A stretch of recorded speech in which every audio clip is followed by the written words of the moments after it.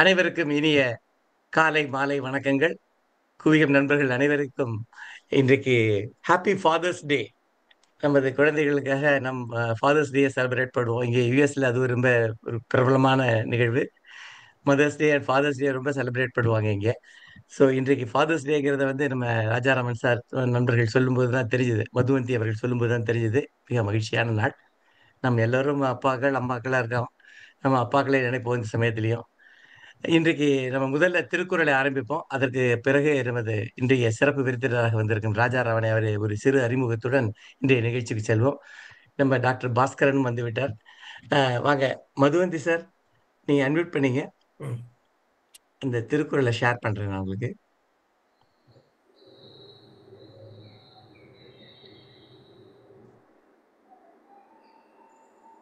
வாரம் ஒரு அதிகாரம் என்ற தலைப்பிலே இன்றைக்கு மதுவந்தி அவர்கள் ஒரு திருக்குறளை பற்றி அதையும் அது மூவா அவர்களுடைய உரையை பற்றி சொல்வதற்காக இருக்கிறார்.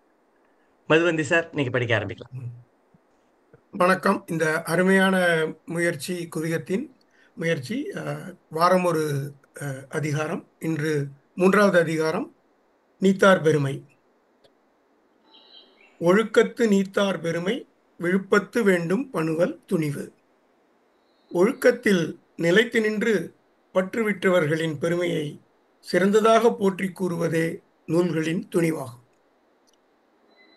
துறந்தார் பெருமை துணைக்கூறின் வையத்து இறந்தாரை எண்ணிக்கொண்டற்று. பற்றுகளை துறந்தவர்களின் பெருமையை அளந்து கூறுதல் உலகத்தில் இதுவரையில் பிறந்து இறந்தவர்களை எண்ணி கணக்கிடுவதை போன்றது. இருமை வகைதெறிந்து ஈண்டு அறம்பூண்டார் பெருமை பிறங்கிற்று உலகு. பிறப்பு வீடு என்பன போல் இரண்டிரண்டாக உள்ளவைகளின் கூறுபாடுகளை ஆராய்ந்து அறிந்து அறத்தை மேற்கொண்டவரின் பெருமையே உலகத்தில் உயர்ந்தது. உரன் என்னும் தோட்டியான் ஓரைந்தும் காப்பான் வரன் என்னும் வைப்பிற்குள் ஓர் வித்து. அறிவு என்னும் கருவியினால் ஐம்பொறிகளாகிய யானைகளை அடக்கி காக்க வல்லவன் மேலான வீட்டிற்கு விதை போன்றவன். ஐந்தவித்தான் ஆற்றல் அகல் விசும்புளார் கோமான் இந்திரனே சாலும் கரி. 5 புலன்களாலாகும் ஆசைகளை ஒழித்தவனுடைய வல்லமைக்கு வானுலகத்தாரின் தலைவனாகிய இந்திரனே போதும் அன்று ஆவான். செயற்கரிய செய்வர் பெரியார், பெரியர் சிறியர் செயற்கரிய செய்கலாதார். செய்வதற்கு அருமையான செயல்களை செய்ய வல்லவரே பெரியோர், செய்வதற்கு அரிய செயல்களை செய்ய மாட்டாதவர் சிறியோர். சுவை ஒளி ஊறு ஓசை நாற்றமென்று 5 வகைதெறிவான் கட்டே உலகு. சுவை ஒளி ஊறு ஓசை நாற்றம் என்று சொல்லப்படும் 5 வகைகளையும் ஆராய்ந்து அறிய வல்லவனுடைய அறிவில் உள்ளது உலகம். நிறைமொழி மாந்தர் பெருமை நிலத்து மறைமொழி காட்டிவிடும். பயன் நிறைந்த மொழிகளில் வல்ல சான்றோரின் பெருமையை உலகத்தில் அழியாமல் விளங்கும் அவர்களுடைய மறைமொழிகளே காட்டிவிடும். குணமெனும் குன்று ஏறி நின்றார் வெகுளி கனமேயும் காத்தல் அரிது. நல்ல பண்புகளாகிய மலையின் மேல் ஏறி நின்ற பெரியோர் ஒரு கணப்பொழுதே சினம் கொள்வார். ஆயினும் அதிலிருந்து ஒருவரை காத்தல் அரிதாகும். அந்தனர் என்போர் அறவோர் மற்றவையுர்க்கும் செந்தன்மை பூண்டொழுகலானான். எல்லா உயிர்களிடத்தும் செம்மையான முறையை மேற்கொண்டு ஒழுகுவதால் அறவோரே அந்தனர் எனப்படுவர் ஆவார். நன்றி. நன்றி மதுவந்தி அவர்களே. நீத்தார் பெருமையில் ஒரு 10 பாடல்களையும் நாம் படிப்பதற்கு ஒரு வாய்ப்பு கிடைச்சது இன்றைக்கு உங்கள் மூலமாக. நன்றி. இன்றைக்கு நிகழ்வுக்கு செல்வோம். இன்றைய நிகழ்வு உங்களுக்கு தெரியும், பெரிய புராணத்தில் நீதி என்பதை பற்றி அதை வழங்க வந்திருக்கிறார் நமது நண்பரும் நமது மதிப்புக்குரிய எங்களுடைய உறவினருமான ராஜாராமன் அவர்கள் இங்கே டெட்ராய்டில் இருக்கின்றார். அவர் ஒரு மருத்துவர், இஎன்டி சர்ஜனாக கிட்டத்தட்ட 50-60 ஆண்டுகளுக்கு மேல் இங்கேயே இருந்து 50 ஆண்டுகள் இங்கே உழைத்து இப்பொழுது சற்று ஓய்வு பெற்றுக்கொண்டு இருக்கின்றார். அவருக்கு தமிழ் மீதும், தமிழ் மொழி மீதும், தமிழ் பாடல்கள் மீதும் மிகுந்த பக்தியும் ஈடுபாடும் உண்டு. மயிலாப்பூரில் பிறந்து வளர்ந்தவர், மயிலாப்பூரிலே இருந்தவர். அதனால் அவருக்கு அதை பத்தி நன்றாவே தெரியும் அவருக்கு. அவர் அது மட்டும் இல்லாம, அ இங்க டெட்ராய்ட்ல, மிச்சிகன் ஸ்டேட்ல ஒரு டாக்டரா பிராக்டிஸ் பண்ணி, இப்ப கொஞ்சம் முன்னாடி தான் சொல்லிட்டு இருந்தாரு. அங்க டாக்டர்ஸ் டிகிரி வாங்கணும்னே கிரீன் கார்டோட இங்க வந்து சேர்ந்தாரு. இவர பத்தி ஒரு முதல்ல மற்ற தகவல் சொல்வதற்கு முன்னாடி ஒரு முக்கியமான நிகழ்ச்சிய நான் சொல்லணும். நம்ம மகாகவியின் மந்திரச் சொற்கள் வரிசைய நம்ம இன்னைக்கு 213 வந்து நம்ம இது கேட்டிருக்கோம். அதற்கு இன்னொரு கேட்டலிஸ்ட்டாக இருந்தவர் ராஜாராமன் என்பது இன்னைக்கு நான் நினைவுபடுத்திக் கொள்கிறேன். அதாவது பாரதியாருடைய குயில் பாட்ட பத்தி நமது வ.வே.ஸ் அவர்கள் முதல்ல ஒரு ஒரு 1 மணி நேரம் பேசினாரு. அத பேசி முடிச்ச உடனே இவர்ட்ட நான் பேசிட்டு இருந்தேன் அதுக்கு அடுத்த வாரம். அப்ப சொன்னாரு, இது மட்டும் குயில் பாட்டு மட்டும் போறாது. நம்ம எல்லா அவருடைய பாடல்கள பத்தியும் இவர் சொல்லணும். சொன்னா நல்லாருக்கும் அப்படின்னு அவர் சொல்லிட்டு இருந்தாரு. அப்பதான் தோணுச்சு. சரி அப்ப பாவிஸ் அவர்கள்ட்ட கேட்டோம். உடனே அவரும் ரொம்ப மகிழ்ச்சியோட ஒத்துக்கொண்டாரு. அதுக்கு ஒரு கேட்டலிஸ்ட்டாக இருந்த டாக்டர் ராஜாராம் அவர்களுக்கு குவியத்தின் சார்பாக நன்றியை தெரிவித்துக் கொள்கிறோம். அதற்கு பிறகு இவர் இவருடைய இன்ட்ரெஸ்ட் இன் தமிழ பத்தி சொல்லணும்னா, அங்க பள்ளிக்கூடத்துல குழந்தைகளுக்காக தமிழ் பள்ளிக்கூடம் எல்லாம் இருக்கு. டெட்ராய்ட்ல. அங்க இவர் சொல்லிக் குடுத்துட்டு இருக்காரு. அங்க தமிழ்ச்சங்கம், டெட்ராய்ட் தமிழ்ச்சங்கம் என்று ஒண்ணு இருக்கு. அதுல தமிழ் மறுமலர்ச்சி இயக்கம்னு ஒண்ணு ஆரம்பிச்சு, அத தொடர்ந்து நடத்திக் கொண்டு வந்திருக்கார். கவியரங்கம் நெறைய அ பண்ணி ஸ்பான்சர் பண்ணியிருக்காரு. தமிழ் ஸ்காலர்கள்லாம் அங்க டெட்ராய்டுக்கு வந்தாங்கன்னா, அவங்களுக்கு கூட்டிட்டு வந்து அவர்களை பேசச் சொல்லி, அந்த மாதிரி ஒரு சிறப்பு நிகழ்வுகள் எல்லாம் நிறைய செய்திருக்கின்றார். தமிழை எப்படி அமெரிக்காவில் பரப்ப வேண்டும் என்பதற்காக நிறைய முயற்சிகள் செய்து கொண்டிருக்கின்றார். அது தவிர மந்த்லி லெக்சர்ஸ் மாதந்தோறும் நாயன்மார்களைப் பற்றியும், பெரிய புராணத்தைப் பத்தியும் கடந்த 3 வருடங்களாக பேசிக்கொண்டு வருகின்றார். இப்பொழுது விவேக சூடாமணியைப் பத்தி பேசிக் கொண்டிருக்கின்றார். இதெல்லாம் கேட்கும்போது ரொம்ப மகிழ்ச்சியாகவும், பெருமையாகவும் இருக்கிறது. இன்னொரு நமக்கு பாரதி நண்பர்களுக்கு மிக மகிழ்ச்சியான நினைவு, இங்க டெட்ராய்ட்ல பாரதி விழா வருடா வருடம் நடைபெறும். அதற்கு குழந்தைகள் எல்லாம் பாடச் சொல்லி, பாரதி பாடல்களை பாடச் சொல்லி என்கரேஜ் பண்ணி, அதுக்கு ஒரு நல்ல ஸ்பான்சராகவும், ஒரு ஆர்கனைசராகவும் இருந்து வருகின்றார். நிறைய கவிதைகளும், அ க கட்டுரைகளும், சிறுகதைகளும் எழுதியிருக்கிறார். தமிழ் அன்பர். தமிழ்ல அவரோட பேசுறதுக்கு எங்களுக்கு ரொம்ப மகிழ்ச்சியாக இருக்கும். இப்படிப்பட்ட நண்பர் வந்து இன்றைக்கு நமது பெரிய புராணத்தில் நீதி என்ற தலைப்பு அவரே கொடுத்ததுதான். அதைப் பற்றி ராஜாராம் அவர்கள் பேசுவதை கேட்பதற்காக காத்துக் கொண்டிருக்கின்றோம். ஒரு 40, 45 நிமிடங்கள் அவர் பேசிய பிறகு, நாம் அவரிடம் அந்த நிகழ்வு பற்றியும், அவருடைய கேள்விகளையும் கேட்டுக்கொள்ளலாம். பிறகு நமது குவியம் சொலவடையோட இன்றைய நிகழ்ச்சியை நிறைவு செய்வோம். இப்பொழுது ராஜாராமன் அவர்கள். சார், மேடை உங்களுக்கு. 5 கரத்தனை ஆனை முகத்தனை இந்தின் இளம்பிறை போலும் எயிற்றனை நந்தி மகந்தனை ஞானக் கொழுந்தனை புந்தியில் வைத்து அடி போற்றுகின்றேனே. உலகலாம் உணர்ந்து ஓதற்கரியவன் நிலவுலாவிய நீர்மலிவேணியன் அலகில் ஜோதியன் அம்பலத்தாடுவான் மலர்ச்சிலம்படி வாழ்த்தி வணங்குவான். தில்லைவாழ் அந்தணரே முதலாக சீர்படைத்த தொல்லையதாம் திரு தொண்டர் தொகை அடியார் பதம் போற்றி ஒல்லையவர் புராண கதை உலகறிய விரித்துரைத்த செல்வமலி குன்றத்தூர் சேக்கிழார் அடி போற்றி. எல்லாருக்கும் என்னுடைய நமஸ்காரம். ஹாப்பி ஃபாதர்ஸ் டே. நமஸ்காரம் மட்டும் இல்லை, தேங்க்யூ ஆல்சோ வந்ததுக்கு. ஓகே, நன்றி. எனக்கு அவ்வளவா பேச்சு திறமையெல்லாம் கிடையாது. தமிழில் ஓரளவு ஆர்வம் இருக்கே தவிர அறிவோ ஆற்றலோ அவ்வளவும் கிடையாது. அப்படி இருந்தாலும் ஏதோ ஒரு குருட்டு தைரியத்தில் பேசுகிறேன்னு ஒத்துக்கிட்டேன். ஏன்னா யாரோ இருக்கார், யாரோ ஒருத்தர் வந்து என்னை தூண்டி விட்டு அவருடைய அண்ணா கிட்ட சொல்லி இவரை கூட பேச சொல்லுங்க அப்படின்னு சொன்னார். நான் எவ்வளோ தப்பிச்சுக்க பார்த்தேன், முடியல. கடைசியில் அவர் இழுத்து விட்டுட்டார். ஓகே, அதனால் நான் நிறையா தப்பு பண்ணுவேன்னு தெரியும். எனக்கு தப்பு பண்ணுவேன், தவறுகள் பண்ணுவேன். ஓகே, அதனால் கொஞ்சம் பொறுத்துக்கணும். ஓகே, என்னை குட்டுறதுன்னா குட்டுங்க, ஆனால் சர்க்கரை மொக்கிய கையால் குட்டுங்க. தடபடவென்று குட்டாதீர்கள், கொஞ்சம் மெதுவாகவே குட்டுங்க. ஓகே, அதனால் அந்த விண்ணப்பத்தோடு நான் தொடங்குகிறேன். ஓகே, எனக்கு வாய்த்த தலைப்பு வந்து பெரிய புராணத்தில் நீதி. எல்லாருக்கும் பெரிய புராணம் தெரியும், நீதினா என்னன்னு தெரியும். ஓகே,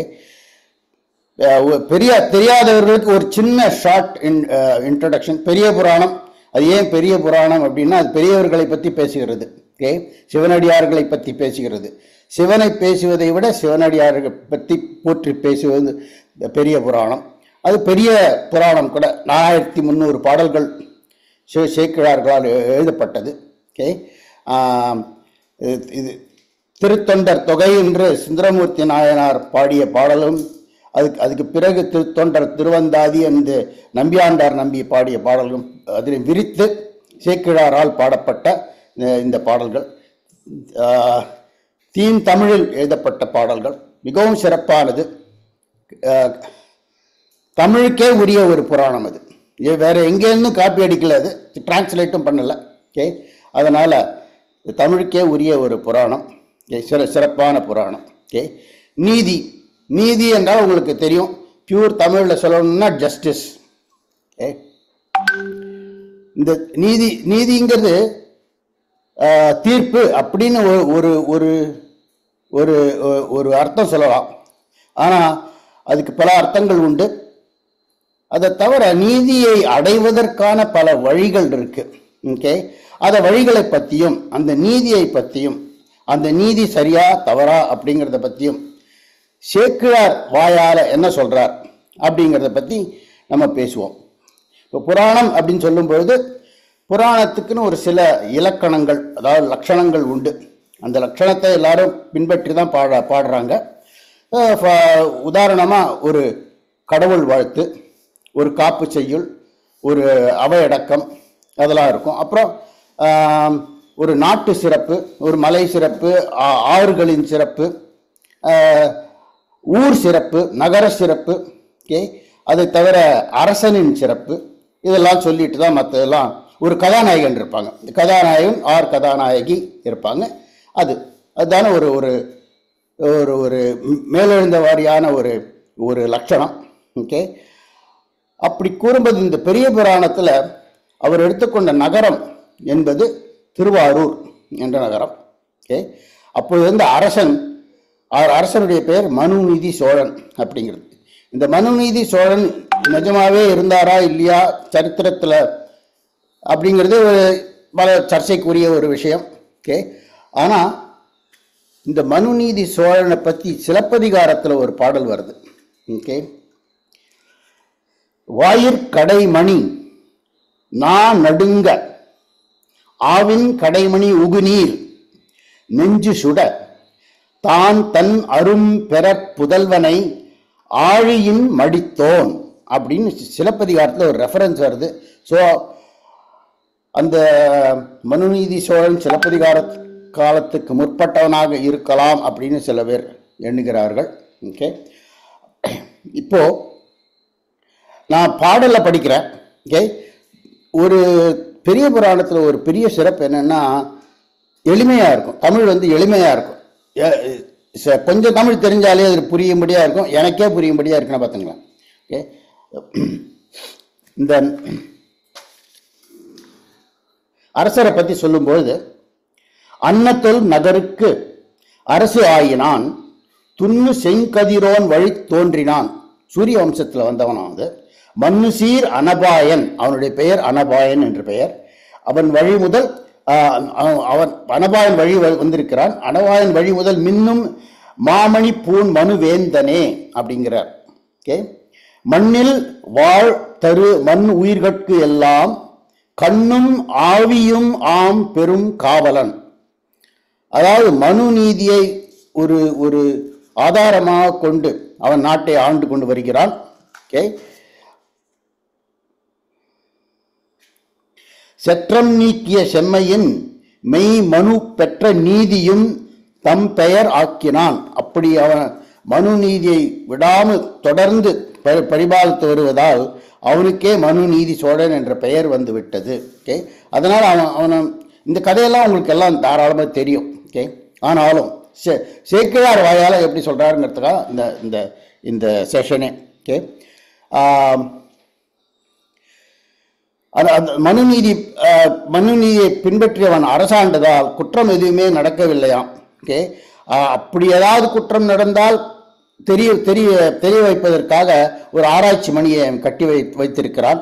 அந்த ஆராய்ச்சி மணி யாரும் அடிக்கவே இல்லை, தூசு படிந்து துருப்பிடித்து இருக்கிறதாம் அந்த ஆராய்ச்சி மணி. ஓகே, அந்த அரசனுக்கு ஒரு புதல்வன் இருக்கிறான். அந்த ஒரே ஒரு புதல்வன். அந்த புதல்வன் தவ புதல்வன், தவமிருந்து பெற்ற புதல்வன். ஓகே, அவனும் சிறு வயதிலே கல்விகளை எல்லாம் சிறந்து கற்று, போர்த்துறை கல்விகளை எல்லாம் சிறந்து கற்று ஒரு குணவானாக இருந்து வருகிறான். அவனை பற்றி சொல்லும்போது, புரவி, யானை, தேர்ப்படை தொழில்கள் கற்று பவமுயன்று உதவும் வேறே என வரும் பண்பின் மிக்கான். அவன் ஒரு நாள் என்ன பண்றான், ஒரு தேர், பெரிய தேர் ஒன்று, அதை எடுத்துட்டு ராஜபாட்டை அப்படின்னு சொல்லக்கூடிய ராஜ வீதியிலே பவனி வருகிறான். அவனுக்கு முன்னாடியும் பின்னாடியும் படைகள் வருகிறது. ஓகே, அந்த முரசுகள்லாம் ஆர்ப்பரித்து கொண்டு வருகிறது. ஓகே, அந்த தேரை பற்றி சொல்லும்பொழுது சேக்கிழார் சொல்றார், மங்குல் தோய் மாட வீதி. ஓகே, அதாவது ராஜபாட்டை என்று சொல்லக்கூடிய அந்த வீதியிலே மண்ணிளம் குமரர் சூழ, அதாவது அவனுடைய இளங் நண்பர்கள் சூழ, ஓகே, கொங்கலர் மாலை தாழ்ந்த குங்குமம் குலவு தோளான் பொங்கிய தானை சூழ பேர்மிசை பொலிந்து போந்தான். அவனை சுற்றி அவனுடைய படைகள் எல்லாம் இருக்கான். ஓகே, இதெல்லாம் இந்த பாடல்கள்லாம் நம்ம பில்டப் அப்படின்னு சொல்லுவாங்க தெரியுமா, இந்த கதைக்கு பில்டப் பண்றார் சேக்கிழார். ஓகே, எந்த மாதிரி தேரில் போறான், எப்படி போனான், அவனை சுற்றி எல்லாம் படைகள் தான் இருக்கு. ஓகே, முரசுகள் ஒலிக்கின்றன, அதெல்லாம் அவர் பில்டப் பண்றார். அவர் இந்த வீதியின் விளக்கம், வீதியை பற்றி சொல்லும்போது, முரசோடு சங்கம் ஆர்ப்ப முழங்குலி ஒருபால் ஒன்றி அரசிளங்குமரன் போதும் அணிமணி மாட வீதி அப்படிங்கிறார். அதாவது மாட வீதி, அது மாட மாளிகைகள் இருக்கிற ஒரு வீதி, அதுலேயும் மணிகள் கட்டி இருக்கிறது, அங்கேருந்து மணி ஓசைகள் வருகின்றன. ஓகே, அந்த காட்சியை பார்த்த மக்கள், மலர்தலை உலகங் காக்கும் மனுவனும் என் கோமானுக்கு உலகில் பழி வந்து எய்த பிறந்தவன் ஒருவன் என்பான் அப்படிங்கிறார். அப்படி போய்கொண்டிருக்கும் பொழுது அந்த இளங்குமரனுக்கு அறியாமல் ஒரு பசுங்கன்று குதித்து ஓடி தேர்கால் இடையில் வீழ்ந்து இறந்து விடுகிறது. அப்போ இறந்தவுடன் அதை கண்ட தாய் பசு மிகவும் வருத்தம் அடைந்து அங்க அந்த ஊர்ல கட்டி இருக்கிற அந்த ஆராய்ச்சி மணியை போய் அடிக்கிறது. சாதாரண அந்த ஆராய்ச்சி மணி அடிக்கிற காட்சிகளை படங்கள்லையோ சிலைகளிலோ நீங்க பார்த்தீங்கன்னா, அந்த கயிறை அந்த மாடு வாயால பிடிச்சு இழுக்கிற மாதிரி இருக்கும். ஓகே, ஆனா அப்படி சொல்லலை நம்ம சேக்கிழார். என்ன சொல்றார், பொன் அணி மணியை சென்று கோட்டினால் புடைத்ததன்றே அப்படிங்கிறார். கோடுன்னா கொம்பு. ஓகே, அது கொம்பால் இடிச்சுதான் அதை. ஓகே, வாயால கயிறை கட்டி இழுக்கலை அது. ஓகே, கொம்பால. ஏன்னா சில பேருக்கு அது மாதிரி மாடு பண்ண தெரியுமா அப்படின்லாம் நம்ம கேள்விகள் வரலாம். அதுக்காக கரெக்டாக சொல்லிட்டார் அவர். ஓகே, ஸோ இந்த நிகழ்ச்சி ஏற்பட்டவுடன் சில சிப்பந்திகள் போய் சொல்கிறார்கள் உள்ள அரண்மனையில் இந்த மணி சத்தம் கேட்டவுடன் அரசன் என்னாச்சு இது வரைக்கும் கேட்டதே கிடையாது. ஓகே, என்னாச்சுன்னு கேட்கும்போது இந்த ஒரு தலைமை அமைச்சர் ஒருத்தர் இருக்கார். அவர் இந்த நிகழ்ச்சியெல்லாம் ஆராய்ந்து கரெக்டா மன்னவன் கிட்ட சொல்றார் என்ன நடந்தது அப்படின்னு. இது இந்த பாட்டு தான் சில பாடல்கள் பெரிய புராணத்தில் முத்திரை பதித்த பாடல்கள். ஓகே, மிக சிறப்பாக ஆராய்ச்சி செய்து அழகாக எழுதப்பட்ட பாடல்கள். அதுல இந்த பாடல் ஒன்று, நான் படிக்க போற பாடல் ஒன்று.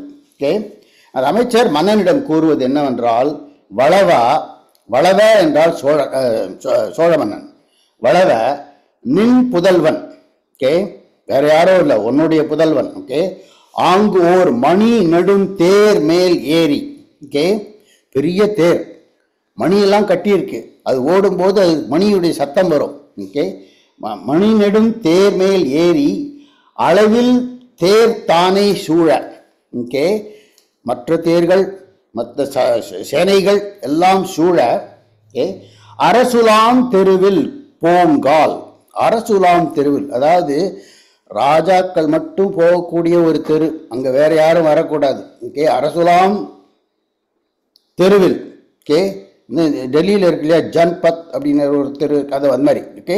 ஸோ ஜன்பத் மாதிரி அரசுலாம் தெருவில் போங்கால் இளைய ஆண் கன்று. ஆண் என்றால் பசு, பசுவின் கன்று. தேர்கால் இடை புகுந்து. ஓகே. தேர் முன்னாடி வரல, அது தேர் பின்னாடி வரல, தேருக்கு நடுவில் வந்திருக்கு, இடை புகுந்து. அதாவது முன் சக்கரத்துக்கும் பின் சக்கரத்துக்கும் இடையில புகுந்திருக்குது. ஓகே. இடை புகுந்து இறந்ததாக தளிர் உறும் இத்தாய், இந்த பசு வந்து விளைத்தது இத்தன்மை, இந்த மணியை வந்து அடித்தது அப்படின்னு விளக்குறார் அவர். ஓகே. இந்த பாடல் எக்ஸாக்டா என்ன என்ன நடந்தது அப்படின்னு அமைச்சர் சொல்ற மாதிரி அமையிறது. ஓகே. அமைச்சர் ஏன் இப்படிலாம் சொல்றார்? ஓகே. அவன் புள்ள கொண்டுட்டான் அப்படின்னு சொல்லலாம். ஓகே. அவன் ஏன் சொல்லலைன்னா, இந்த அரசிளங்குமரன் ஒரே புதல்வன், ஒரே வாரிசு. ஓகே. இந்த வாரிசுக்கு ஏதாவது ஏற்பட்டதுன்னா, ஓகே, இந்த அரச குலமே ஓகே தாழ்ந்து விடும். பகைவர்கள் சுலபமாக வந்து விடுவார்கள். ஓகே. அதனால் அது ப்ரொடெக்ட் பண்ணுறதுக்காக அந்த அமைச்சர் இந்த பாடலை சொல்கிறார். ஓகே. அவ்வுரை கேட்ட வேந்தன் ஒரு துயரம் எய்தி, பசுவினுடைய துயரத்தை எய்தி, அதாவது பசுவுக்கு என்ன துயரம் வந்ததோ அது அவனுக்கு வந்து எய்தி, வெவ்விஷம் தலை கொண்டார் போல், விஷம் சாப்பிட்டா மாதிரி வேதனை அகத்து மிக்கு, நிறைய வேதனைப்பட்டு, என் செங்கோலுக்கு ஏன் இந்த நிலைமை என்று வருந்தினான். ஏன்னா அது வரைக்கும் எந்த விதமான குற்றமும் அவனுடைய நாட்டில் நடக்கவில்லை, யாரும் ஆராய்ச்சி மணியை அடிக்கவில்லை. இப்போ என்னடானா இது மாதிரி ஒரு நடந்து போச்சே, அதுல வந்து தன்னுடைய புதல்வனே காரணமாக இருக்கிறானே அப்படிங்கிறதால. ஓகே. தன்னிலம் கன்று காணா தாய் முகம் கண்டு சோறும் அந்நிலை அரசன் உற்று அளவுற்ற துயரம் அடைந்தான். ஓகே. அந்த பசுவுக்கு என்ன துயரம் இருந்ததோ அதே அளவு துயரம் அரசனும் பெற்றான். அப்படி பார்க்கும்போது மந்திரி என்ன சொல்றாருன்னா, சிந்தை தளருவது இதற்கு தீர்வு இல்லை. ஓகே. கோவதை செய்தவர்க்கு, கோவதைனா பசுவை கொன்றவர்களுக்கு, மறை அந்தணர்கள் விதித்த விதிமுறை வழி செய்தலே அறம். ஓகே. இப்போ வந்து ஒரு பிரசிடன்ஸ் பத்தி சொல்றாரு அவர். ஓகே. இந்த ஜஸ்டிஸ்ல பிரசிடன்ஸ்ங்கிறது ஒரு இம்பார்ட்டன்ட் இது. ஓகே. பிரசிடன்ஸ் அதாவது இத மாதிரி ஒரு நிகழ்ச்சி ஏற்பட்டதுன்னா இதுக்கு முன்னாடி என்ன செஞ்சிருக்காங்க அப்படின்னு. ஓகே. என்ன பண்ணணும்னா, இத மாதிரி ஒரு பசுவதை ஏற்பட்டு விட்டது என்றால் மறை அந்தணர்களுக்கு, வேதம் படித்த அந்தணர்களுக்கு அவர்கள் விதித்த வழிமுறை என்ன இருக்கிறதோ அது பற்றி நம்ம பின்பற்றுவோம் அப்படிங்கிறார். இதுல என்ன பாயிண்ட்னா, மன்னனோ மனு நீதியை தான் பின்பற்றுகிறான், அமைச்சர்களோ ஓகே அறவாழி அந்தணர்கள் ஓகே அவர்களுடைய சொல்லை தான் கேட்க போகிறார். ஓகே. ஸோ இரண்டு விதமான தீர்வுகள் இங்கே இருக்கிறது. இதுதான் வழக்கம் என்று அவர்கள் கூறியது சரி என்றால், ஓகே, வழக்கம் அப்படின்னு ஒன்று இருக்கு. ஓகே. ஒரு தமிழில் பெரிய டிஸ்கஷன், வழக்கம்னா என்ன பழக்கம்னா என்ன அப்படின்னு. ஓகே. இது வழக்கம், பிரசிடன்ஸ், முன்னாடி நடந்தது. ஓகே. மற்றது தான் வழிபட்டு குழக்கன்றை இழந்து அலரும் கோ. ஓகே. அதாவது தன்னுடைய இளம் கன்றை இழந்து அலறுகின்ற அழுகின்ற அந்த பசு ஓகே ஒரு நோய்க்கு மருந்தாமோ. இந்த வழக்கம்னு சொல்றீங்களே ஓகே, அது வந்து இந்த பசு படுற அவதிக்கு ஓகே அது வந்து மருந்தாகுமா அப்படின்னு மன்னன் கேட்குறான். இவ்வாறு நீங்கள் கூறிய வீண் வார்த்தைகளை நான் கேட்டால் தர்மம் தாழ்ந்து விடாதா? ஏனென்றால் அவனை பொறுத்த வரைக்கும் தர்மம் என்பது மனு தர்மம். ஓகே, மனுஸ்மிருதி.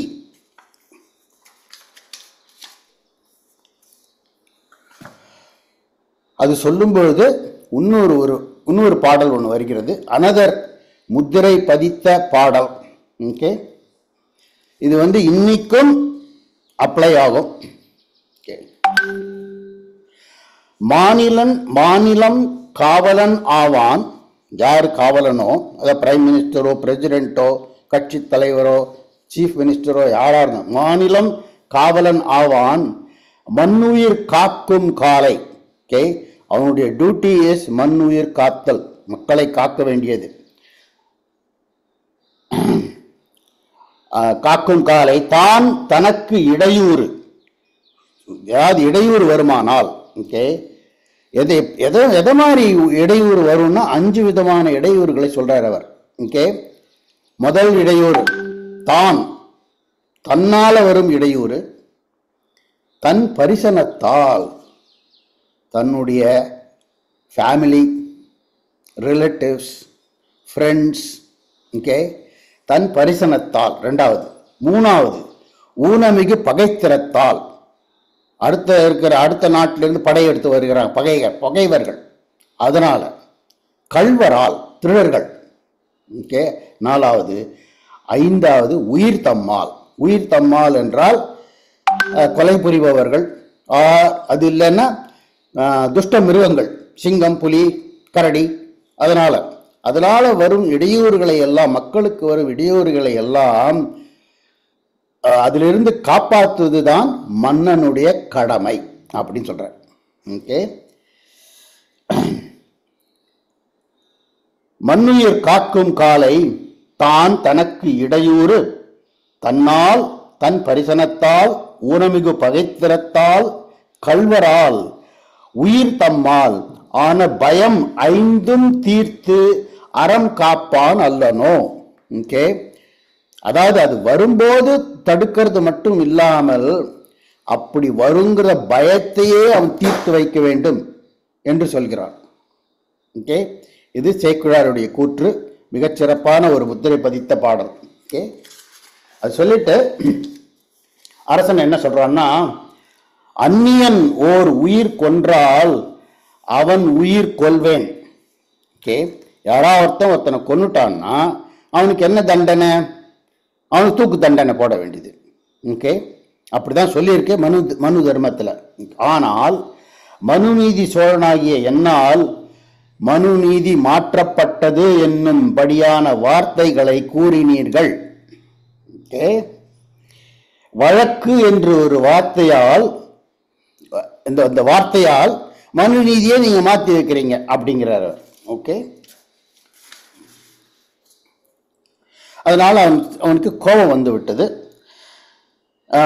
இவ் ஆண், இந்த ஆண் என்றால் பசு, இவ் ஆண் மனமழியும் துயர் அகற்ற மாட்டாதேன், அதனுடைய துயரை என்னால் அகற்ற முடியவில்லை.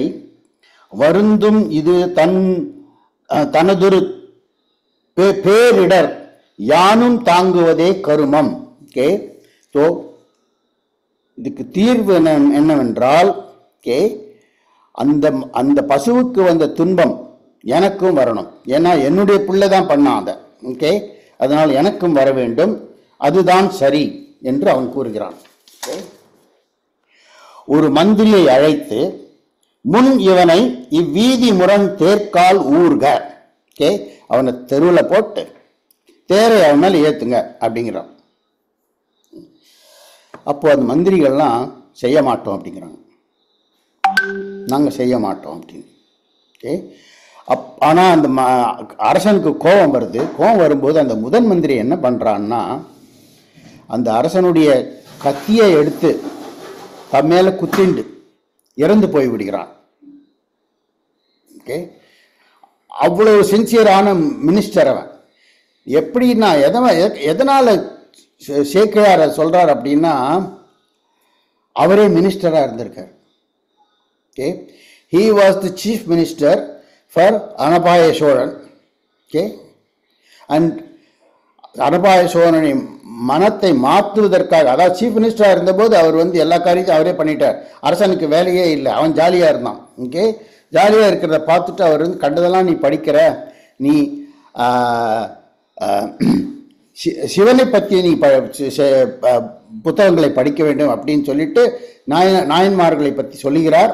அப்பொழுதுதான் அவர் அரசன் மனம் மாறி எனக்கு மேலும் தெரிய வேண்டும் அப்படின்னு சொல்லும் பொழுது, ஓகே, அவருக்கு ஒரு செல்வத்தையும் நேரத்தையும் கொடுத்து நீங்கள் கண்டுபிடித்து வாருங்கள் அப்படின்னு அனுப்பும் பொழுது தான் ஊர் ஊராக சென்று கல்வெட்டுகளை எல்லாம் படித்து, ஓலை சுவடிகளெல்லாம் படித்து, பெரியவர்களோடையெல்லாம் பேசி, கோயில்களுக்கு சென்று புராணங்களை படித்து, அப்புறம்தான் பெரிய புராணமே அப்படி ரிசர்ச் பண்ணி எழுதப்பட்டது பெரிய புராணம்.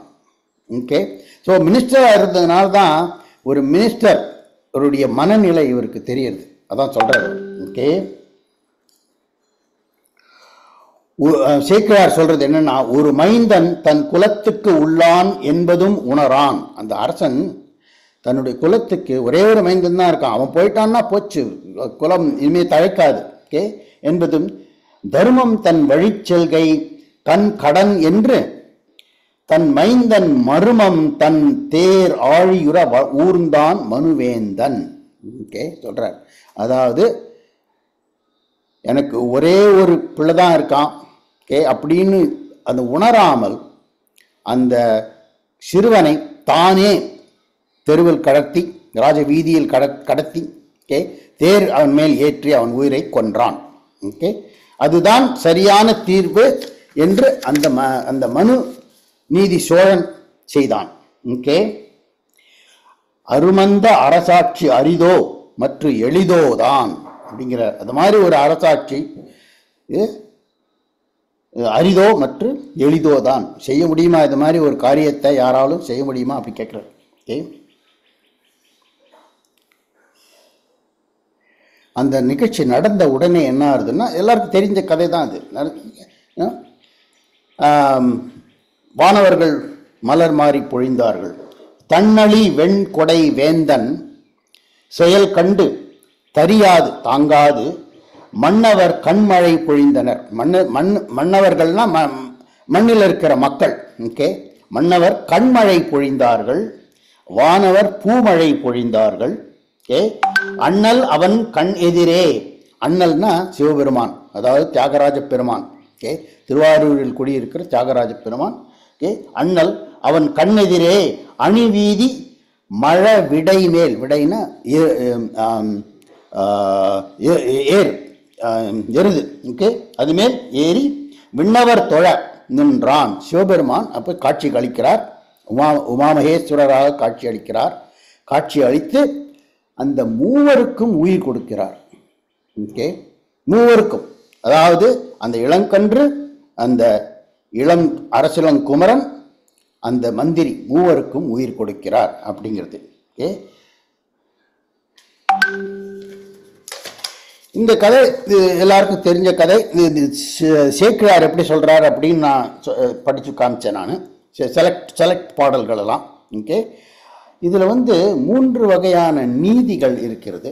ஓகே, அதை பற்றி தான் இன்னைக்கு நம்ம எடுத்துட்டு இருக்கோம். ஓகே, மறை கற்றறிந்த அந்தணர் கூறும் நீதி. ஓகே, ஏதாவது ஒரு டிஃபிகல்ட் சுச்சுவேஷன் வந்ததுன்னா you refer to the Brahmins who have read and understood the Vedas. Vedas அது அல்டிமேட் அத்தாரிட்டி அப்படிங்கிற மாதிரி ஒன்று. ஓகே, அது ஒரு நீதி. ஓகே, ரெண்டாவது மன்னன் கூறும் நீதி என்னென்றால் மனு நீதி, ஸ்மிருதி, மனுஸ்மிருதி, அது என்ன சொல்லியிருக்கோ அது. ஓகே, மூன்றாவது நீதி என்னவென்றால் இந்த வீதி விடங்க பெருமான், அதாவது தியாகராஜ பெருமான் அளித்த தீர்ப்பு, மூன்றாவது தீர்ப்பு. ஓகே, இந்த 3 பேர் இறந்து போனார்கள் தெரியுமா? அவர்கள் ஏன் உயிர்ப்பித்தார்கள்?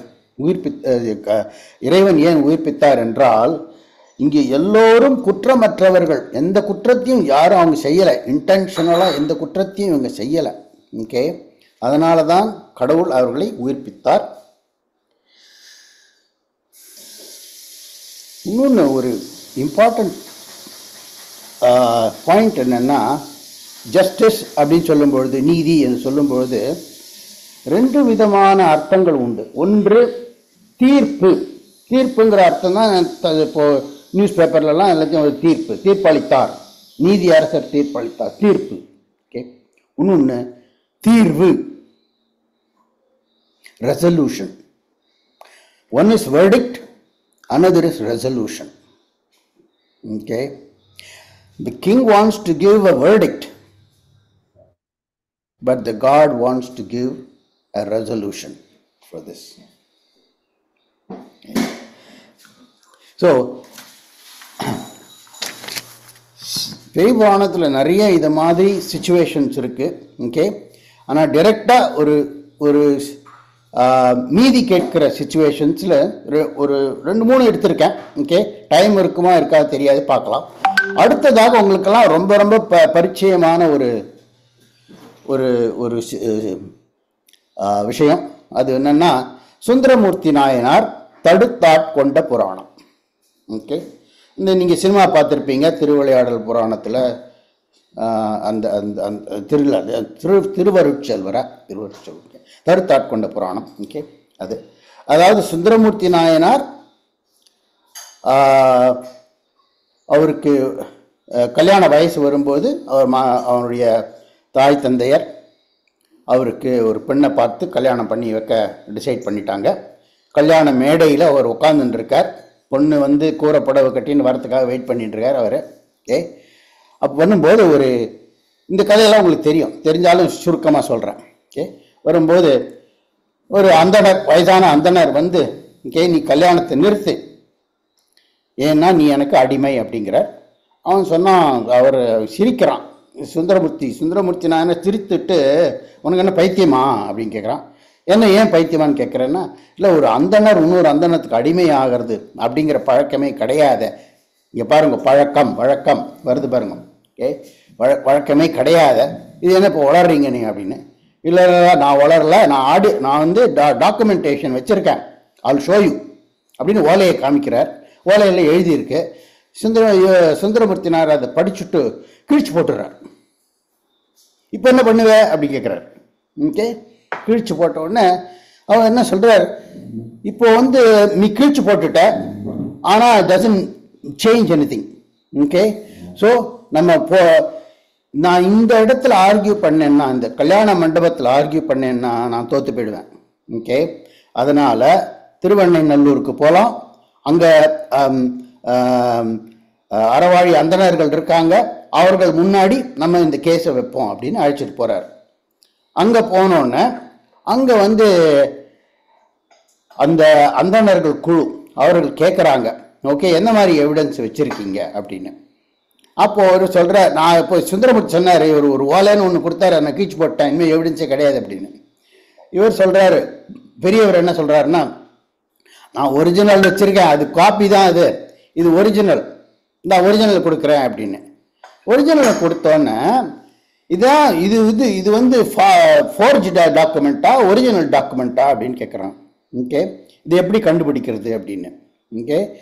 ஸோ அவருடைய அசிஸ்டண்ட் ஒருத்தர் சொல்கிறார், இந்த டாக்குமெண்ட்டை எழுதினவர் முன்னாடி எழுதின ஏதாவது டாக்குமெண்ட் இருக்கான்னு தேடி பார்க்கலாம். தேடி பார்த்தோன்னா அந்த டாக்குமெண்ட்டும் இந்த டாக்குமெண்ட்டும் கையெழுத்து ஒரே மாதிரி இருக்கா பார்க்கலாம் அப்படின்னு போய் தேடி எடுத்துன்னு வர. அதில் வந்து கையெழுத்து ஒரே மாதிரி இருக்குது. ஓகே. அப்போது அவங்க தீர்ப்பு கொடுக்குறாங்க, என்னென்னா நீ அவருக்கு அடிமை தான், documentary evidence is there, so நீங்கள் வந்து அடிமை அப்படின்னு. ஓகே. அப்போ கொடுத்த பிறகு அவங்க கேட்குறாங்க, ஆமாம் பெரியவரை உங்களை நான் பார்த்ததே இல்லையே, நீ ஊருக்கு புதுசா அப்படின்னு கேட்குறாங்க. இல்லை நான் ஊருக்கெல்லாம் புதுசு இல்லை, நான் இந்த ஊர் தான். எவ்வளோ நாளாக இருக்கீங்க? நான் தொன்று இருக்கேன் இங்கே. ஓகே. அதனால் நான் வந்து புதுசு கிடையாது. இப்போ உங்கள் வீடு எங்கன்னு கேட்குறாரு. வீடா இங்கே தான் இருக்கு, இங்கே தான் இருக்குண்ணா, நான் அழைச்சிட்டு போகிறேன் வாங்கன்னு அழைச்சிட்டு போகிறார். அழைச்சிட்டு போய் திருவெண்ணைநல்லூர் கோவிலுக்குள்ளே போகிறார். கர்ப்ப கிரகத்தில் போய் மறைஞ்சு போயிடுறார். அப்புறம் வானத்தில் தோன்றி ஓகே எல்லாருக்கும் அருள் பாலிக்கிறார். இதுதான் ஷார்ட்டாக சொன்ன ஸ்டோரி. ஓகே.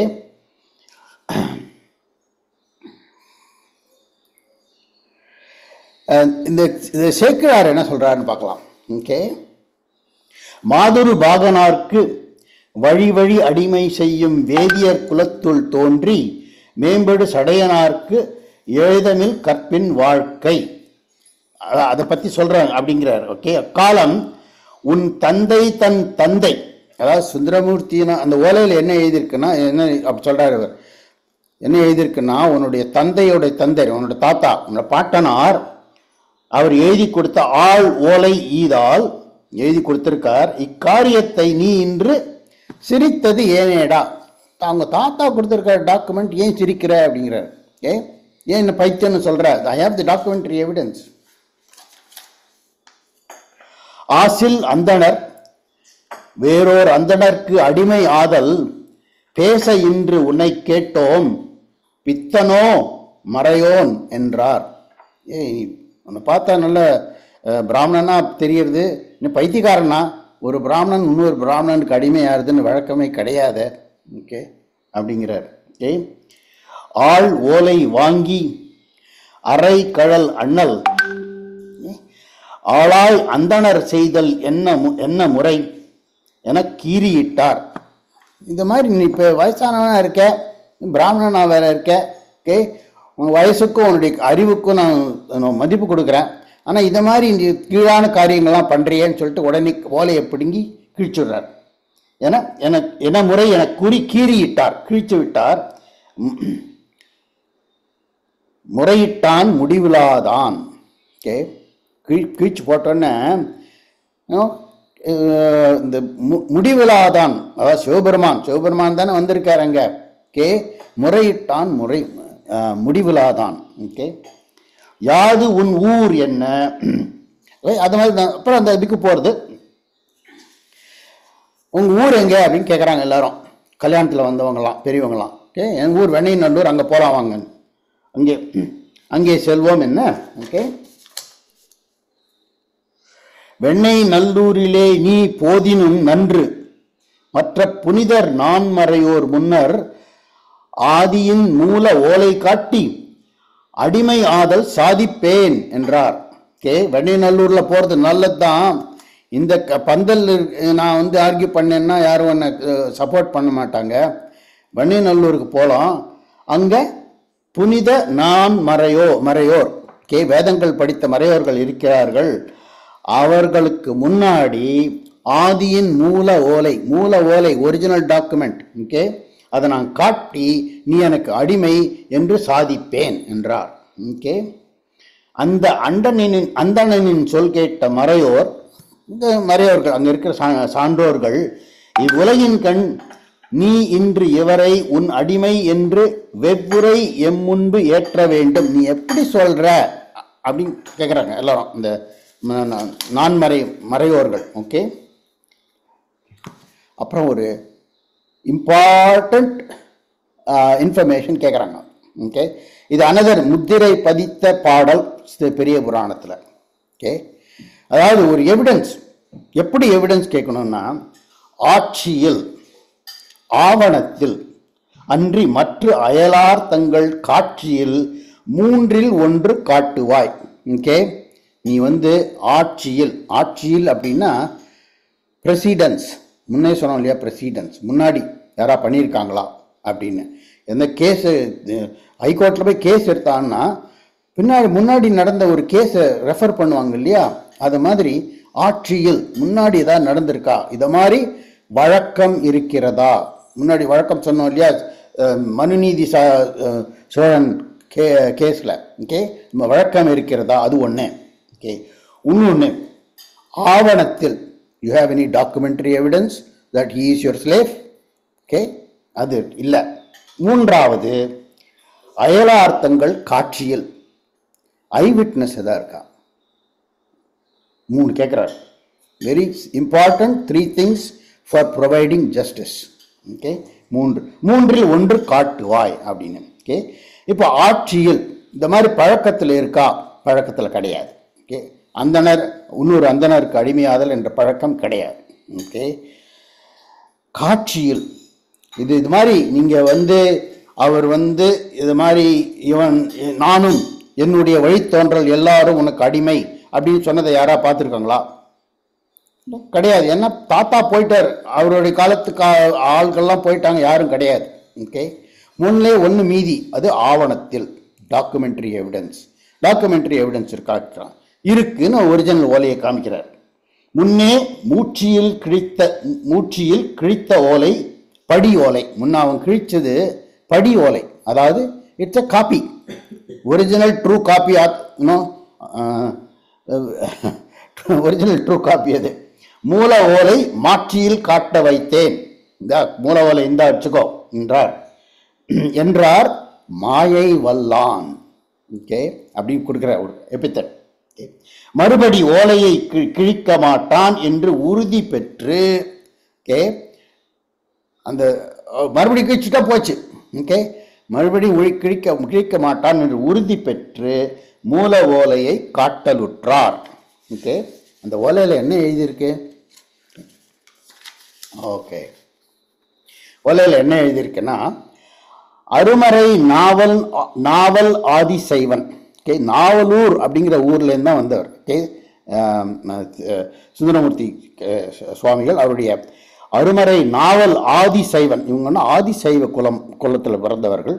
ஓகே, ஆரூரன் செய்கை, இவர் தாத்தா பேரும் ஆரூரன், இவருக்கும் நாவல் ஆரூரன் பேர். சுந்தரமூர்த்தி சுவாமிகள் பேரன் பேர் இல்லையா, பேரை உடையவன் பேரன். ஓகே, அருமறை நாவல் ஆதிசைவன் ஆரூரன் செய்கை பெருமுனி வெண்ணெய்நல்லூர் பித்தனுக்கு, வெண்ணெய்நல்லூரில் இருக்கும் இறைவனுக்கு யானும் என்பால் வருமுறை மரபுளோரும். ஓகே, நானும் நாடிமை, எனக்கு பின்னாடி என்னுடைய வராங்க அவனுடைய புரோஜனி. ஓகே, எல்லாரும் வருமுறை மரபுளோரும் வழித்தொண்டு செய்தற்கு. ஓகே, இனிமேல் உனக்கு அடிமை தொண்டு செய்வோம், வழித்தொண்டு செய்வோம். ஓகே, என்பதற்கு ஓலை இருமையால் எழுதி நேர்ந்தேன், இதற்கு என் எழுத்து. ஓகே, கையெழுத்து போட்டு கொடுக்குறாராம் அவர். ஓகே, என் எழுத்துன்னு. ஓகே, இது ஒரிஜினல் டாக்குமெண்ட்ல நான் அடிமை, என்னுடைய வழி வரும் வழித்தோன்றல்கள் எல்லாரும் உனக்கு அடிமை அப்படின்னு டாக்குமெண்ட்ல எழுதியிருக்கு. Original document. அதில் கையெழுத்து போட்டிருக்காங்க, இவர் தாத்தா போட்டிருக்கார் கையெழுத்து. ஓகே, உடனே எல்லாரும் இந்த டாக்குமெண்ட்டை போய் வெரிஃபை பண்ணுங்க, ஆக்சுவல் டாக்குமெண்ட்டா இல்லையா, இந்த சிக்னேச்சர் இஸ் வேலிடா அப்படின்னு வெரிஃபை பண்ணுறாங்க.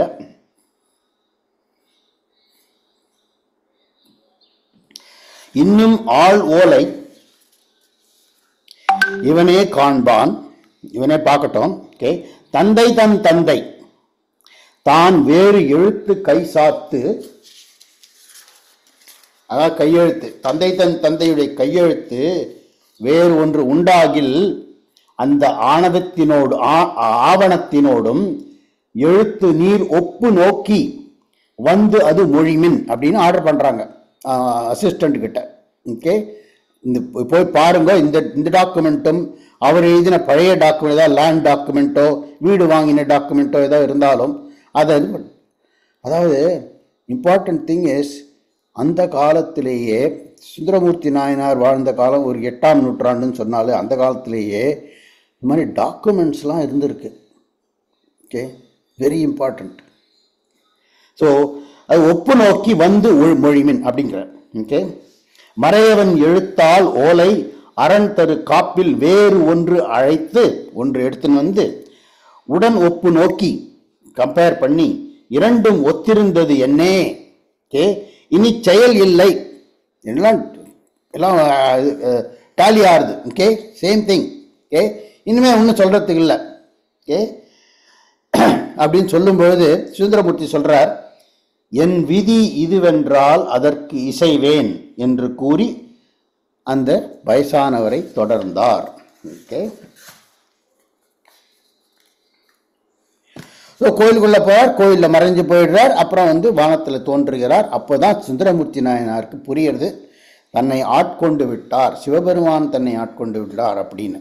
ஓகே, அப்போ சிவபெருமான் சொல்றார், முன்பு நீ நமக்கு தொண்டன், முன்னாடி நீ எனக்கு தொண்டனாக இருந்தாய். முன்னிய வேட்கை கூற பின்புறம் எல்லாம் ஏவலாலே பிறந்தனன். ஓகே, அந்த கதை உங்களுக்கு தெரியும் இல்லையா? ஓகே, சுந்தரமூர்த்தி நாயனார் சிவபெருமான் ஒரு தடாகத்திலேயோ ஒரு கண்ணாடியிலேயோ அவர் முகத்தையே பார்க்கும் பொழுது ரொம்ப அழகாக இருந்துதான், எக்கச்சக்கமாக அழகாக இருந்துதான். அதை பார்த்துட்டு சுந்தரா அப்படின்னு அழைச்சார் அந்த இமேஜை. ஓகே, ரிஃப்ளெக்டட் இமேஜை. உடனே அந்த இமேஜ் வெளியில் வந்தோன்னு சுந்தரர் வந்து நிற்கிறார். அவரை வந்து அந்த க்ஷீராப்தி மதனம் பண்ணும்போது அங்கே வந்த விஷத்தை போய் எடுத்துட்டு வா அப்படின்னு சொல்கிறார். அவர் போய் எடுத்துன்னு வந்து இவர்கிட்ட கொடுக்குறார். இவர் அதை முழுங்குறார், நெஞ்சில் இருக்குது, நீலகண்டர் ஆகிறார். அது ஒரு கதை. ஓகே, அதுக்கு பிறகு இவர் பூ பறிக்க செல்லும் பொழுது தந்தவனத்தில் 2 பெண்கள் வருகிறார்கள். அவர்களை பார்த்து கொஞ்சம் ஆசைப்படுகிறார். அதை தெரிந்தவுடன் சிவபெருமான் அவருக்கு சொல்கிறார், நீ உலகத்துக்கு போ. ஓகே, பூ உலகத்துக்கு போ. பூ உலகில் போய் அங்கே நீ இந்த 2 பெண்களுடன் வாழ்ந்து விட்டு திரும்பி வா அப்படிங்கிற. அப்போ சுந்தரமூர்த்தி சொல்கிறார், நான் எல்லாம் போக மாட்டேன். ஓகே, இங்கே உங்களை பிரிஞ்சு போகிறதுக்கு எனக்கு இஷ்டம் இல்லை அப்படின்னு. அப்போது சொல்கிறார் இவர், ஓகே, நீ எப்போ வேணாலும் என்கிட்ட திரும்பி வரலாம். ஓகே, நானே உன்னை அழைத்துக் கொள்கிறேன் அப்படிங்கிற.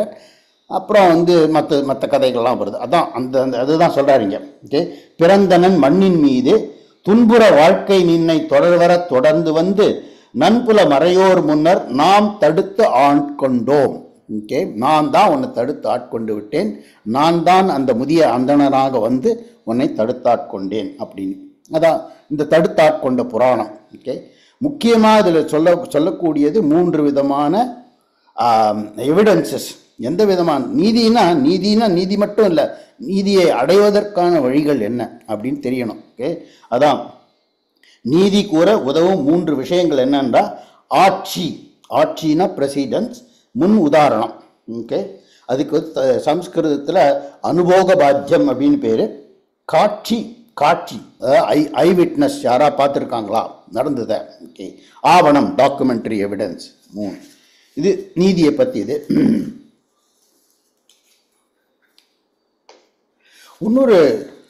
இன்னொரு இம்பார்ட்டண்ட் இன்ஃபர்மேஷன் இஸ், இப்போல்லாம் நிறைய கேஸ் நடக்கும். ஓகே, சென்னையில் நடந்ததுன்னா, சென்னையில் நடந்தால் இது வந்து ஃபேவரபுளாக இல்லை, பெங்களூரில் வச்சுக்கலாம் அப்படின்னு சொல்லுவாங்க. ஓகே, அதே மாதிரி தான் இங்கேயும் திருமண மண்டபத்தில் நடந்தால் எனக்கு ஃபேவரபுளாக இருக்காது, அதனால் நம்ம வெண்ணெய் நல்லூருக்கு போய் பண்ணலாம் அப்படின்னு அழைச்சிட்டு போகிறாரு அவர். ஓகே,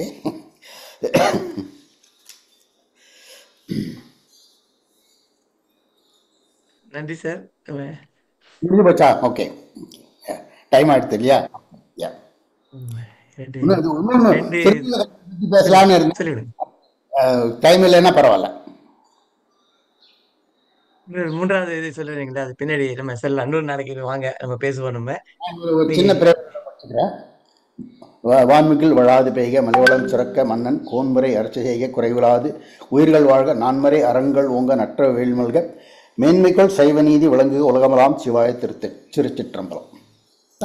எனக்கு அருமை சார், ரொம்ப சிறப்பா இருந்தது. இன்றைக்கு 2 நிகழ்வை பத்தி சொன்னீங்க. ஒண்ணு வந்து அதான் 2 கேஸ் கொண்டு வந்தீங்க. ஒண்ணு வந்து கிரிமினல் கேஸ், இன்னொன்னு சிவில் கேஸ்.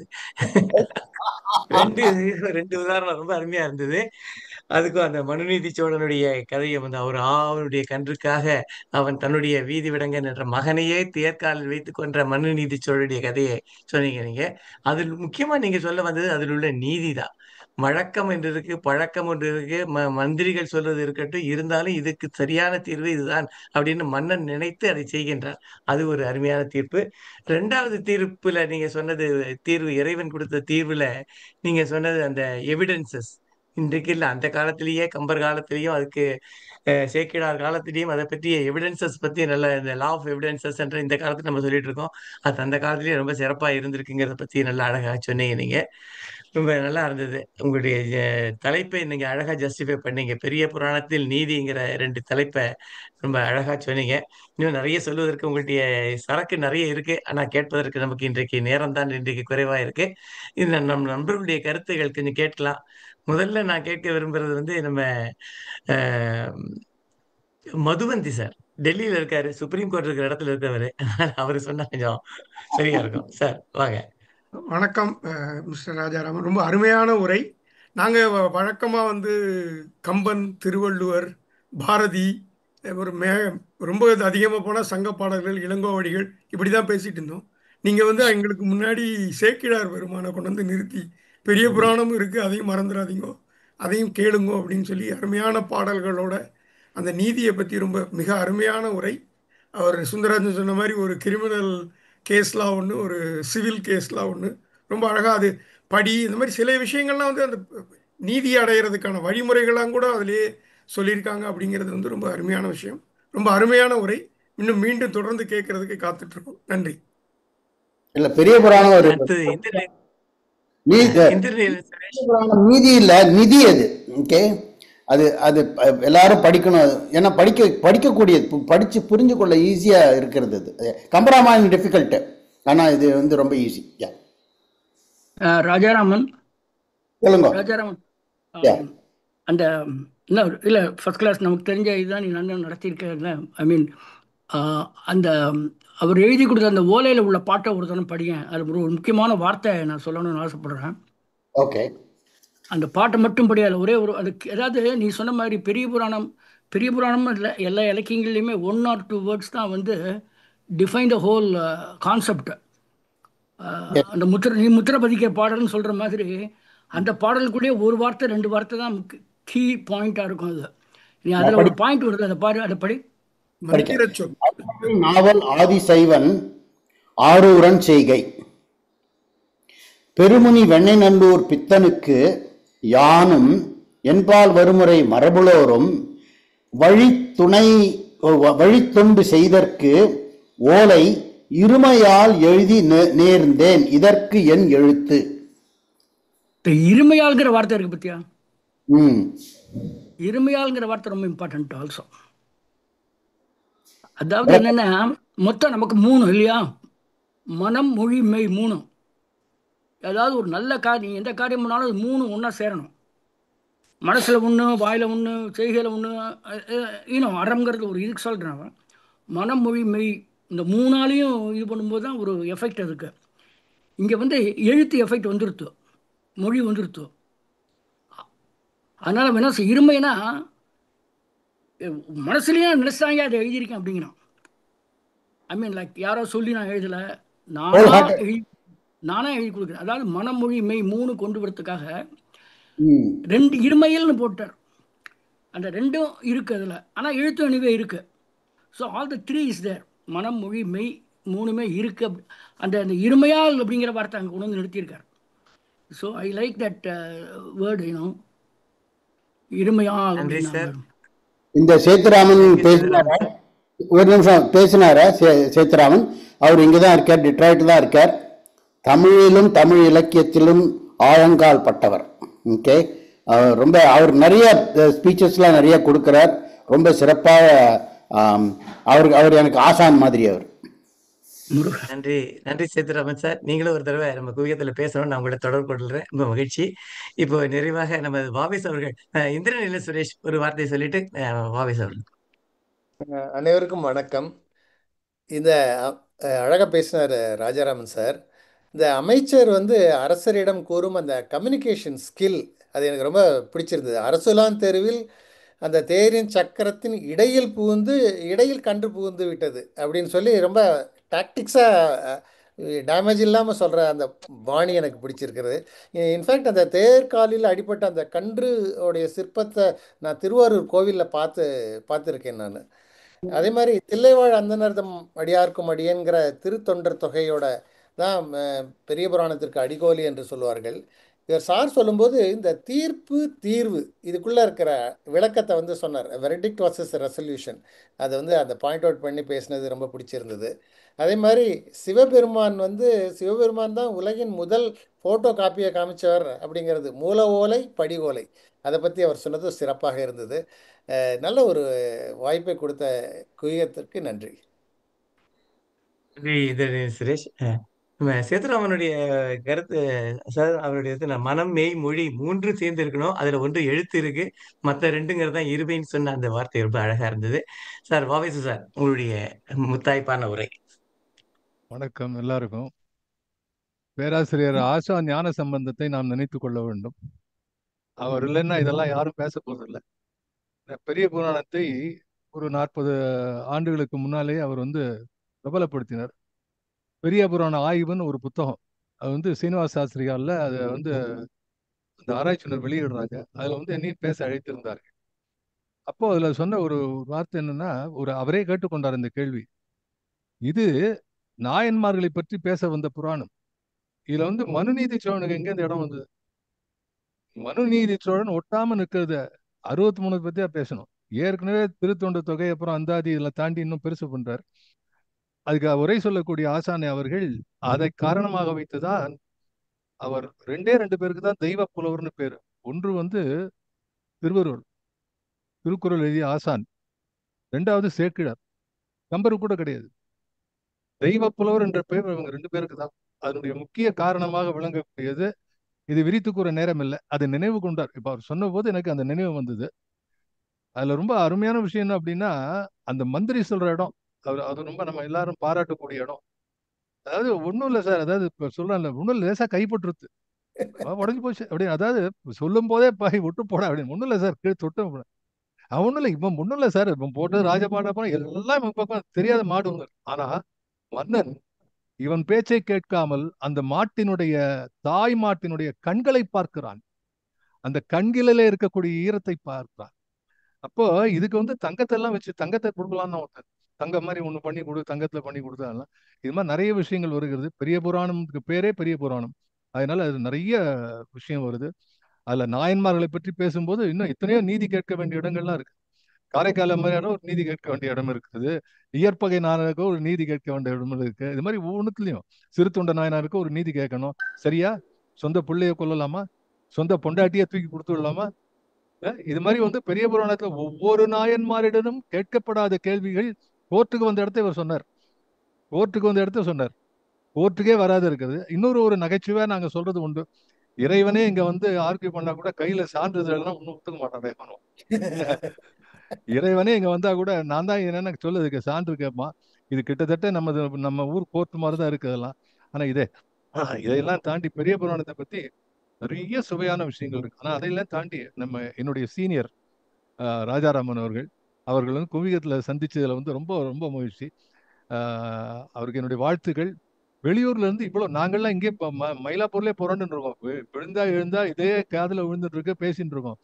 நீங்க உங்க ஊர்ல தமிழ் பணி செய்கிறீர்களே, அது நீங்க கிட்டத்தட்ட 64வது நாயன்மார்களாக நீங்க இருக்கலாம். 63 தாண்டி தமிழுக்கு பணி செய்யக்கூடிய இன்னொரு நாயன்மாராக உங்களை சேர்த்துக்கொள்ள வேண்டும். அது ரொம்ப முக்கியமான விஷயம். அண்ட் நல்ல அருமையான தமிழ்ல அதுவும் அந்த பாட்டுல வரக்கூடிய உங்களை நண்பர் அவர் சேதுராமன் அவர்கள். அவர் எந்த ஊர்ல இருக்காரு சார்? உங்க ஊரா? எந்த ஊரா? பக்கத்துல தான் இருக்காரு சார். ஒரு 2 ஃபர்லாங்ல இருக்காரு அவர். ஆகவே இது ரொம்ப முக்கியம். ஒரு சின்ன விஷயத்த சொல்லி நான் நிறைவு பண்றேன்.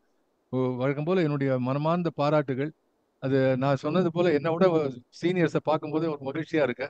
என்னோட சீனியர் இவ்வளவு தெம்பா பேசும்போது எனக்கு இன்னும் ஒரு தெம்பு வருது. சரி அப்படிங்கிறது ஒண்ணு. 2வது, இந்த மந்திர சொற்களுக்கு வழி சொல்ல உங்களுக்கு நான் என்றும் கடமைப்பட்டிருக்கிறேன்.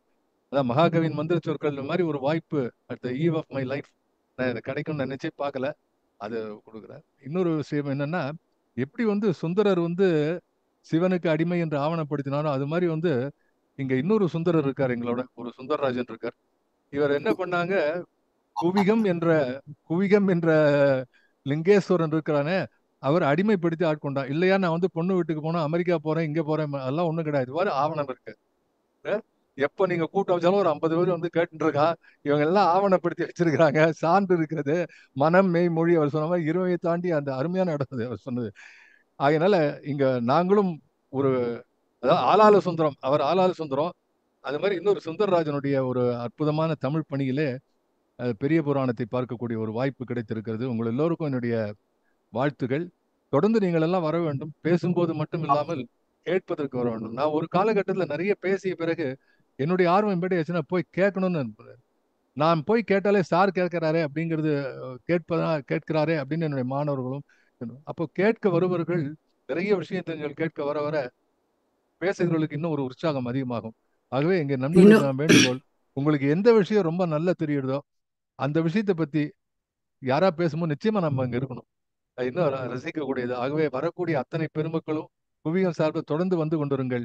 ஒரு அருமையான நிகழ்ச்சியை இன்று நாம் கேட்டோம். அவருக்கு என்னுடைய வாழ்த்துகள். நன்றி. நன்றி. நன்றி வாவிஸ் சார். ராஜாராமன், டாக்டர் ராஜாராமன் அவர்களுக்கும் சேத்துராமன் அவர்களுக்கும் மற்ற வந்த நண்பர்கள் அனைவருக்குமே நன்றி கூற கடமைப்பட்டிருக்கின்றோம். அடுத்த வாரம் இதே குவியத்தில் மலர்வது கேள்வி நேரம். கேள்வி நேரம்னா குவிஸ் டைம். நமது நண்பர் குவிஸ் ஓகே. அரேஞ்ச் பண்ணிருக்காரு. நான் பேசுறது காதில் விழுறதா இருக்காது? எஸ் சார், சொல்லுங்க. நான் பேசுறது காதில் சொல்லுங்க விழுறதா? சார். எஸ் சார், சொல்லுங்க. Okay, good. ஒரே ஒரு சின்ன பாயிண்ட்டு. அந்த மணியெல்லாம் கட்டின்னு இருந்தது, தேர் ஓடும்போது அந்த சத்தம்லாம் இருந்ததுன்னு சொல்லிட்டு இல்லையோ? ஐ மீன் இந்த தேர் இதில் இதை 2 விதமாக பார்க்கலாம்ப்பா நீ. ஒன்று, மணி கட்டியிருந்ததுன்னு ஏன் இந்த அரசன் இந்த மந்திரி சொல்கிறான், இல்லைன்னா தேரில் மணி கட்டியிருந்தது, அதில் சப்தங்கள் வந்தது, ஒலிகள் வந்தது அப்படிங்கும்போது நம்மள மாதிரி ஆளுகளாக இருந்தானா தேர் வருதுன்னு தெரியும், ஓடி போய் ஒரு பக்கமாக நகர்ந்துருவோம், ரைட்டாக அந்த சத்தத்தை கேட்டு. அதனால தான் அங்கும் இங்கும் மோடி அப்படிங்கிற ஒரு வார்த்தையை உபயோகப்படுத்துவார்னு நினைக்கிறேன். I'm not sure, I don't have the book with me. அந்த கன்று அங்கும் இங்கும் அதாவது இப்போ ஒரு கண்ணுக்குட்டிக்கிட்ட பெருசு சத்தம் கேட்குறதுன்னு வச்சுக்கோங்க, அது எங்கே ஓடுறதுன்னு தெரியாமல் பயந்து ஓடும் நாலா பக்கமும். நம்ம காரை டிரைவ் பண்ணும்போதே ரோட்டில் வர்ற அந்த பூனைக்குட்டி அதெல்லாம் அந்த பக்கம் இந்த பக்கம் கண்டபடி ஓடும். ஏன்னா அந்த சத்தத்தில் நம்மள மாதிரி அதுக்கு 6 அறிவு இல்லாத காரணத்தினால ஏதோ சத்தம் வருதுன்னு பயந்து போய் ஓடும்.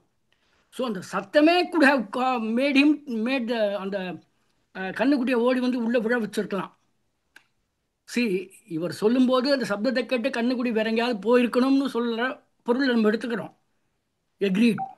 ஆனால் அதே பாயிண்டில் ஐ கேன் ஆர்கியூ அந்த சத்தத்தினாலேயே இது ஓடி வந்து தேர்காலில் விழுந்திருக்கலாம். நன்றி சார், நன்றி சார். Good point. நிறைய வேலிட் பாயிண்ட். கோர்ட்ல நடக்கிற மாதிரி பாயிண்ட்கள் நிறைய சொல்லலாம். நம்ம மீண்டும் நிச்சயமா அடுத்த வாரம், இன்னொரு வாரத்தில் இதை பத்தி நம்ம நிறைய பேசுவோம். எல்லாருக்கும் பெரிய நன்றி அந்த சான்ஸ் கிடைச்சதுக்கு கேட்கறதுக்கு. நன்றி, வணக்கம் எல்லாருக்கும். தேங்க்யூ. இப்போ இன்றைய அடுத்த வாரம் குவிஸ் டைம் சொல்லிட்டோம். இப்போ கடைசியாக நம்ம அந்த சொலவடைன்னு சொல்லி ஒரு நிகழ்வு ஒன்று இருக்கு. அது 1 நிமிஷம் எல்லாரும் இதை கேட்டுட்டு நம்ம இந்த நிகழ்ச்சி நிறைவு செய்யலாம். வணக்கம். குவிகம் வழங்கும் குவிகம் சொலவடை எபிசோட் 10. வழங்குபவர்கள் பாஸ்கர், கிரிஜா. என்னங்க வைகாசி மாசத்தை வச்சு சொலவடைங்க ஏதாவது இருக்கா? ஓ இருக்கே, ஆனா மத்த மாசம் மாதிரி ரொம்ப இல்ல. உதாரணத்துக்கு வைகாசி மாசம் வரிசையுள்ள கல்யாணம்னு சொல்லுவாங்க. ஓ ஆமா ஆமா, வைகாசி மாசம் வாய் திறந்த கோடைன்னு கூட சொல்லுவாங்க. அப்புறம் எல்லாருக்கும் தெரிஞ்ச ஒண்ணு, வைகாசி மாசம் ஆத்துல தண்ணி. வைகாசி மாசம் வாழை பெருகுன்னு கூட சொல்லுவாங்க.